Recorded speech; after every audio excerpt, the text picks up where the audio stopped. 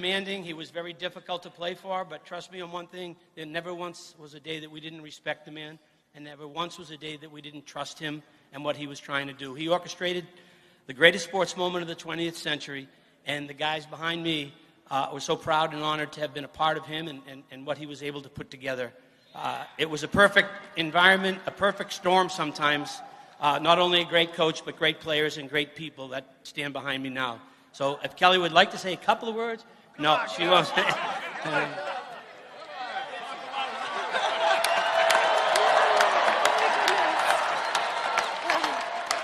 Thank you. I'm honored that his legacy still is alive today, and he would be proud to be here with you all. In my personal opinion, he would have been a Trump fan.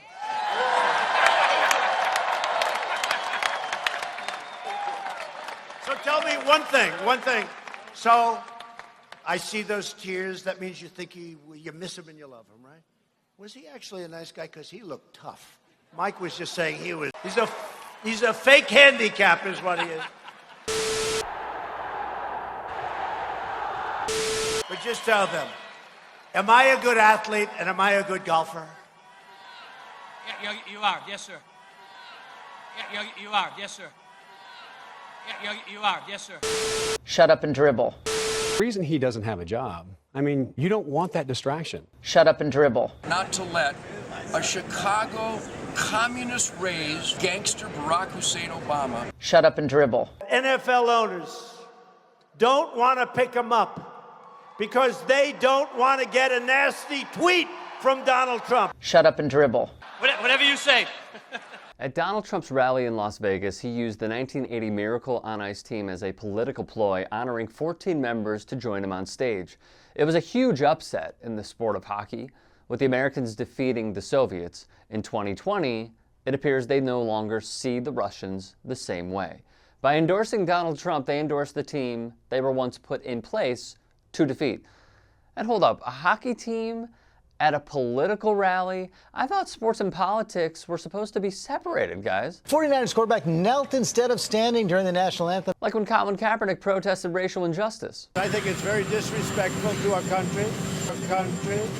I think it's very, very disrespectful to our flag. And Donald Trump called for the separation of both industries. You see, if it's against him, he despises it. If it's in support, he loves it. Laura, how good has Laura been, right? The binge watcher in chief loves him some Laura Ingraham. So keep the political commentary to yourself, or as someone once said, shut up and dribble. Who called for the same division and touted these bigoted remarks aimed at black basketball players that in turn abetted an inspirational and must-see miniseries produced by LeBron James on Showtime called, well, you know. Yet here we are. I'm honored that his legacy still is alive today. This is Kelly Brooks, the daughter of the late Herb Brooks. If you've seen the Disney film Miracle on Ice, he was played by Kurt Russell. And he would be proud to be here with you all. In my personal opinion, he would have been a Trump fan.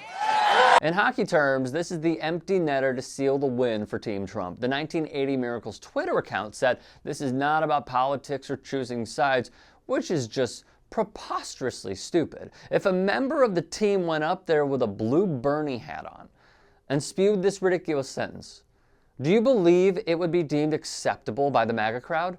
Quite a double standard there, no? Think about it, a legendary team who SI anointed as, when defeating the Soviets in Lake Placid, the greatest moment in American sports history, with the cosign of the late coach via his daughter's support, and stage right the authoritarian sexist smiling ear to ear, picking up another endorsement as they don MAGA caps, a modern-day Confederate flag-like symbol, its racial animosity woven in cloth unwearable without draping yourself in its political meaning. It represents Trump's Mexicans are rapists comments, birtherism, the defense of Nazis, specifically in Charlottesville, killing Heather Heyer, and much more.